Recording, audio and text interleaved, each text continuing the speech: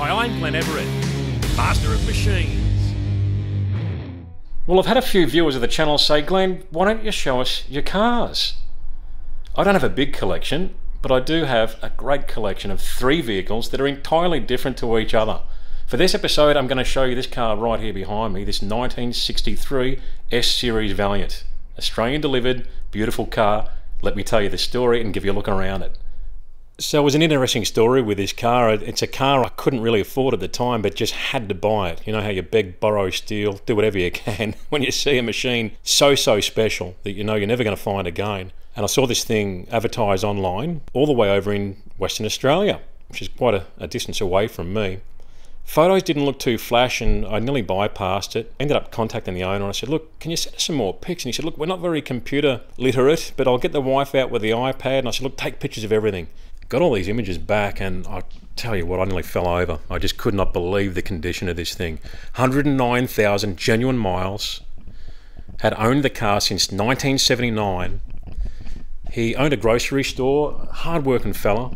Poor guy had to sell the car. I felt a bit bad for him, but did 7-day weeks in his shop, and the car very rarely ever got driven, just sat around. She came over here and I gave it a bit of a detail up and a bit of a clean up. This is going back a couple of years ago. And I've had it covered up ever since because COVID hit, sent everything backwards. So we've got to give the car a good going over and put it up on the hoist and get it all roadworthy. And then I'm going to drive the thing and absolutely enjoy it to the nth degree. It's probably worth double what I paid for it now. It's an investment.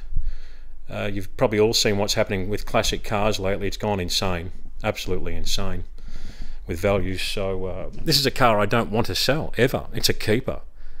Where would you find a black S-Series Valiant with a red trim in this sort of order? They just don't grow on trees, so I had to get it. I had to get it. So how about we have a bit of a look around this thing and check it out. Let's show you under the bonnet. Let's have a look at the Leaning Tower of Power. 225 cubic inch slant 6. I just love these things. I'm obsessed with these engines. I was a member of the Slant 6 Club of America back in the 90s.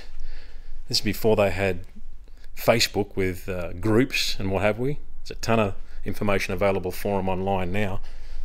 But I just always found them to be a fascinating engine. So the Chrysler engineers, when they originally designed these Valiants in the States, was effectively part of the Plymouth range, but I think they started out as just Valiant initially and then turned into the Plymouth Valiant.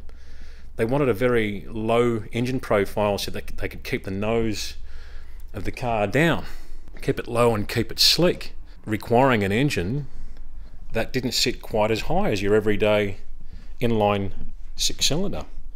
So they're quite fascinating in that way. A lot of potential horsepower wise. A lot of people don't look at them in that light. They're a long stroke engine with a small bore, but they can make some serious horsepower.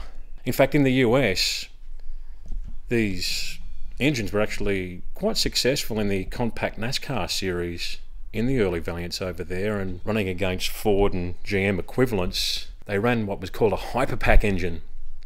So it's developed by the Chrysler engineers, a great big, long, huge intake manifold with a 4-barrel carb on it, increased compression, big stick, big camshaft, all the gear.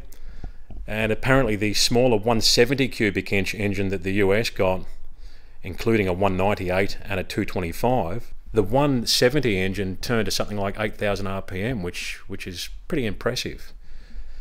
Problem is, they dominated at Daytona to a point where the Valiants filled the first 7 places. Even Richard Petty was apparently driving one, the King. And they had to ban the class. They had to can it because of the domination. None of the other manufacturers were very happy about it, so they bailed on it. In Australia, we've had some pretty awesome success with these in the early days as well. Clem Smith over in South Australia, Ern Abbott from Victoria. He's my hero when it comes to early Valiant stuff. He ran an R-Series Valiant, the very first variant we had here. Same body style, same shape with a few differences. And that thing kicked some serious butt. One of my favourite images is the ultimate underdog image of Sandown Raceway, early 60s. where Ern Abbott in his R-Series Valiant was on pole position. Right next to him, qualifying in second, was a Holman and Moody lightweight 427 Galaxy, a really rare four-door variant. That's a banger engine, and Sandown is really like two drag strips. It's a power track, it's a V8 track. And right next to him was Bob Jane in third in his Jaguar. So Ern Abbott and his R-Series Valiant with his banger engine in it, because you could modify the engines. He was apparently making over 300 horsepower with one engine, which was apparently a little bit of a grenade. It didn't last as long as it could have. He had to tame it down in the end, but this thing was fast, very fast. But the problem is they only had four-wheel drum brakes. It let him down in the race, but I just like him. I'm fascinated with him. My dad actually loved these cars back in the day. Sadly, he passed away a few years ago, but I hope he's looking down on me now. He never got to see this car. He would have absolutely adored it. He used to go to the Chrysler dealership when he was a boy and in his teens and drool over the all-new R-Series Valiant and always wanted one. And he was able to get one in the 90s and unsold it. Unfortunately, that was an incredible car. We had an S-Series as well, but unsold them as you do and moved into other types of vehicles. But I just see this car as I see it as a tribute to him, and it's one that I really want to keep and enjoy. So how about we have a look at the interior? This is the thing that blew me away. Absolutely incredible trim. Seats are amazing. Door trims are incredible. And you can see the wear and tear there. These will need a bit of a careful repaint if we can match the colour correctly.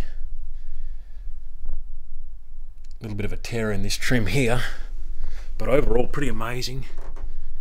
And someone said to me, they said, hey, another friend of mine, good friend's got a black S-Series with only 25,000 miles on it from memory. And he said, Glenn, he said, pull the carpet up and see if the rubber floor mat's still there. If you're really lucky, it'll be there. And I said, well, guess what? There's no carpet. The factory floor mat is still there. So that's what I'm talking about with this thing. It just obviously was purchased back in the late 70s. Sat in a garage. Did a few outings here and there. But didn't do a great deal of work. Stuff like this here, I'll be replacing if I can find one. I think there's some reproduction ones being made at the moment. It needs that sort of thing done, but as you can see over there, push button auto. 109,000 miles, genuine, and I believe it. I believe it. I mean, they go around the clock, these speedometers, so you never know, but it doesn't look like 209,000 mile car to me. It looks like a genuine 109 car, which was stated by the owner. We have some logbooks for it as well, which have mileage written in it. But just incredible. Now the seat here needs a bit of work, so she's become unstitched, so we're going to see if we can get a good trimmer to sort that out for us and carefully sew it back up, because I don't want to re-trim it if I can avoid it. Radio is a non-factory item, so I'm going to see if I can find a factory radio for it. There are some companies out there doing a factory style radio that looks the part but has Bluetooth in it, so we might even go down that path. I just want it to look factory, but I also want to be able to enjoy some tunes as well. I want to listen to some sort of 50s and 60s music, 70s as well. Feel like I'm back in the era. So let's move on to the rear.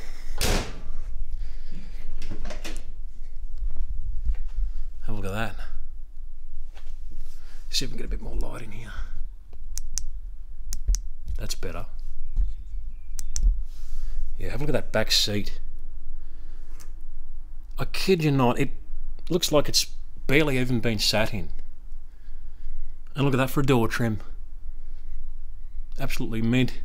A little bit of a tear here in the rear seat. So I have to try and fix that up. Have a look at that door trim.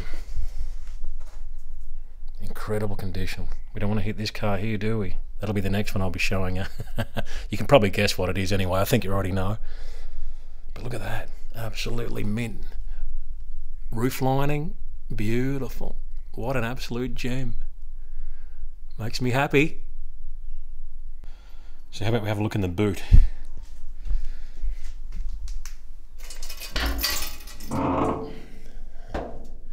Really tidy. Have a look at that under the boot lid. Really honest. Wheel tubs, all that sort of stuff. Yep, I was really happy with her when she arrived. Underneath the parcel shelf and everything. Just absolutely mint. So my plan is to continue with the restoration process on the car, or the rejuvenation. Try and keep it as original as possible externally. Things like replacement of rubbers, and there's a few little blemishes in the paint which I've got to fix up. He had it painted about 12 years ago. The paint is actually quite good. I come from the detailing industry, did a few years as a car detailer, and I got this thing coming up pretty good. I've got to tell you, I gave her a good going over with the Roops buff and what have we, and I'll just get it all going and get her up on the hoist and get her in roadworthy condition and get it running like an absolute dream, and drive it around and enjoy it for a fair while. And maybe down the track, if finances allow, I wouldn't mind building up a bit of an engine for it. And I know people are going to scream at me, but I spent 25 years in the performance industry. I had a dyno shop, and I've lived and breathed performance. I'm a qualified motor mechanic, and I just can't help myself. I like all vehicles, don't get me wrong, but I find that the stockies sometimes tend to sit in the shed undercover, and the hotties always get driven.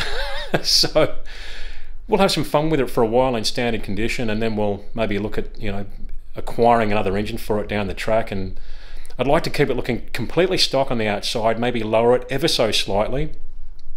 Have another set of wheels so that if I choose, I can run just a set of black steelies on it, just slightly widened, like the old school 60s theme, very much like what my father would have driven back in the day. He was into Holdens in those days, into HD and HR Holdens back in the 60s, but I'd like to make it a similar theme to what those boys used to drive back then in the days, boys and girls I should say, and sort of go down that path. Stock as a rock on the outside, slightly lowered, black steel wheels, really cool 60s era themed with a banger engine in it. Probably around about 250, 260 horsepower. Got to be triple Webers like they used to run in the day, back in the early days with people like Ern Abbott and what have we. And just build a really nice all-round streetable combo that snarls and growls and does the job. A real sleeper. Little baby stall converter. Just a nice all-round thing. Standard diff gears, nice and tall. Ride that wave of torque. What do you reckon? Am I crazy? Or should I look at doing something like that one day? At the end of the day, it is my car. I'm going to keep it forever, and you'll only live once. And I think it's important to do what you want to do to be happy. You can always slot the other stock engine back in it, and the thing will be absolutely mint. So that might be the way I'll travel. We'll see what the future holds. And don't forget to subscribe and click the notification bell to see all new content coming your way for 2021.